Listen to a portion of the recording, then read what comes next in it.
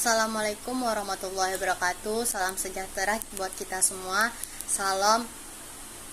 Terima kasih saya ucapkan kepada rekan semuanya telah mau menghadiri presentasi saya pada malam hari ini.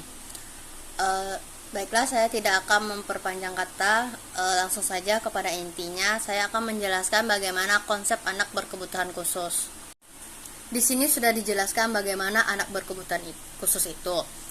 Anak berkebutuhan khusus ialah anak yang mengalami gangguan baik fisik, mental, sosial, emosi, atau gabungan keduanya yang memerlukan layanan pendidikan khusus untuk mengembangkan anak berkebutuhan khusus. Berikutnya, kategori anak berkebutuhan khusus. Di sini dijelaskan bahwa anak berkebutuhan khusus itu terbagi menjadi dua. Pertama, ABK temporer, yaitu anak yang mengalami hambatan akibat faktor lingkungan mereka, seperti kesulitan menyesuaikan diri, mengalami kesulitan konsentrasi, kesulitan kumulatif dalam membaca, berhitung, serta mengalami trauma akibat dari bencana yang ia hadapi. Lalu yang kedua adalah ABK permanen, merupakan anak-anak yang mengalami hambatan kebutuhan khusus akibat dari kecacatan tertentu. Misalnya, kebutuhan khusus akibat dari kehilangan fungsi penglihatan, pendengaran, kecerdasan, serta gangguan fungsi gerak, motorik, dan sebagainya.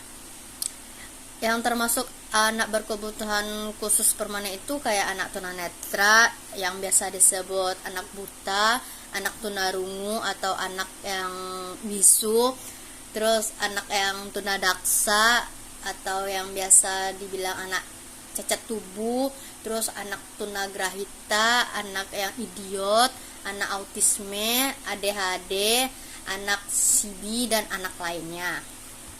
Selanjutnya ada dua faktor penyebab anak berkebutuhan khusus. Yang pertama, masa pranatal atau sebelum kelahiran. Yang kedua, masa natal atau masa setelah kelahiran. Berikut penjelasannya.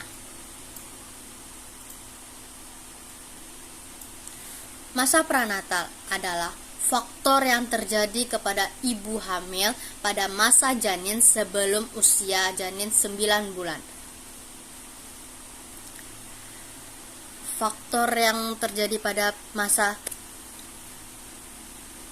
pranatal ada 5. Yang pertama, gangguan genetika, kelainan kromosom, transformasi. Kelainan kromosom ini kerap diungkap dokter sebagai penyebab keguguran, bayi meninggal setelah dilahirkan maupun bayi yang lahir. Down syndrome itu anak yang biasa dibilang 1000 wajah. Yang kedua, infeksi saat hamil dapat mengakibatkan kecacatan pada janin.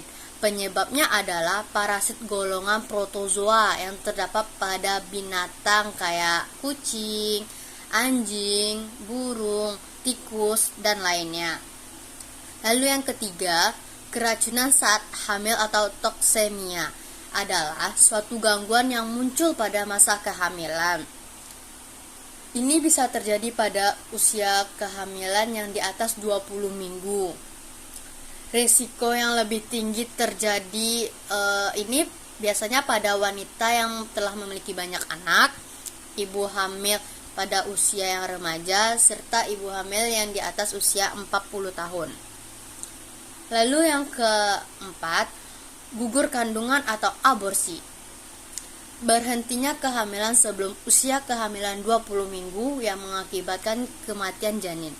Lalu yang terakhir ialah lahir prematur, adalah bayi yang lahir kurang dari bulan yang ditentukan, yaitu 9 bulan 10 hari. Adapun masa gestasi normal adalah 38 sampai 40 minggu. Dengan demikian, bayi prematur adalah bayi yang lahir sebelum masa gestasi si ibu mencapai 38 minggu. Slide selanjutnya. Proses kelahiran yang lama dapat mengakibatkan bayi kekurangan oksigen. Penyebab bayi lahir prematur terbagi dalam dua hal. Pertama dari sang ibu dan dari bayi itu sendiri. Lalu kelahiran dengan alat bantu vakum. Ini dikhawatirkan membuat kepala bayi terjepit sehingga terjadi kecelakaan otak dan gangguan pada otak. Kehamilan yang terlalu lama dikhawatirkan membuat keadaan bayi dalam rahim mengalami kelainan dan keracunan air ketuban. Lalu pada masa pranatal. Masa pranatal ini biasanya terjadi pada ibu yang sudah melahirkan. Beberapa proses kelahiran yang dapat menyebabkan anak berkebutuhan khusus. Yang pertama, penyakit TBC. Disebabkan bakteri Mycobacterium tuberculosis yang menyerang paru-paru, terserang bakteri, virus yang dapat menyebabkan penyakit tertentu dan kelainan pada anak secara fisik maupun mental. Kedua, kekurangan gizi. Kelainan apa saja yang dapat dialaminya pada masa kehidupan mendatang. Kelainan yang akan dialami anak mencakup kelainan fisik, mental, bahkan perilaku, merupakan gizi yang harus dipenuhi setelah anak lahir, baik dari ASI maupun nutrisi makanannya. Yang terakhir, pada bayi umumnya kecelakaan terjadi karena terjatuh, tergores benda tajam, tersedak, tercekik, atau tanpa sengaja menelan obat-obatan dan bahan kimia yang terletak sembarangan tempat. Serta bahaya keracunan yang sering terjadi pada anak adalah menelan obat berlebihan atau biasa yang disebut dengan overdosis. Sebab-sebab timbulnya kebutuhan khusus. Yang pertama, faktor internal. Ternyata faktor internal juga dapat mempengaruhi seorang anak yang akan menjadi berkebutuhan khusus. Faktor internal adalah kondisi yang dimiliki oleh anak yang bersangkutan. Sebagai contoh, seorang anak yang memiliki kebutuhan khusus dalam belajar karena ia tidak bisa melihat, tidak bisa mendengar, atau tidak mengalami kesulitan untuk bergerak. Yang kedua, faktor eksternal adalah sesuatu yang berada di luar diri anak yang mengakibatkan hambatan perkembangan dan hambatan belajar. Kombinasi antara faktor eksternal dan faktor internal dapat menyebabkan terjadinya kebutuhan khusus pada seorang anak. Diperkirakan akan anak memiliki kebutuhan khusus yang lebih kompleks. Contohnya, seorang anak yang memiliki gangguan pemusatan perhatian dengan hiperaktivitas dan memiliki secara internal pada lingkungan keluarga yang kedua orang tuanya tidak menerima kehadiran si anak. Tercermin dari perilaku yang diberikan kepada anak yang bersangkutan. Berikutnya, ciri-ciri anak berkebutuhan khusus. Anak disleksia atau anak disleksia yaitu anak yang mengalami gangguan dalam belajarnya. Lalu anak diskalkulia ialah anak yang mengalami kesulitan dalam berhitung.